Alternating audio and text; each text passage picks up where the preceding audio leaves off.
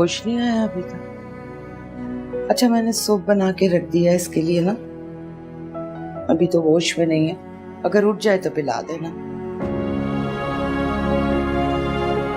अम्मी मेरे हाथ से जहर तो पी लेगी लेकिन सूप। फजूल बातें नहीं करो, आ गई है ना घर वापस, आहिस्ता आहिस्ता ठीक हो जाएगी। अभी तो मुझे इस बात की टेंशन है कि जब ये होश में आएगी तो इसका रिएक्शन क्या होगा। जुनेद को बुला लेते हैं, उसकी बात मानती है ये, वो समझा देगा। अम्मी वो मेरी मदद क्यों करने लगा भला? वो तो पहले ही बहुत गुस्से में है मुझ पर।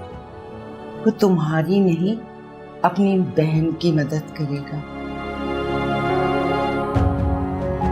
इस वक्त ये जिस हालत में है ना, उसके लिए बहुत जरूरी है कि कोई अपना इसके नजदीक हो।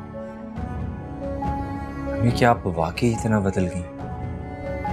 बस भाई अपने बाप की तरह अब तुम ना शुरू हो जाना। उन्हें आज तक यकीन नहीं आया कि मैं बदल गई, शक की निगाह से ही देखते हैं मुझे।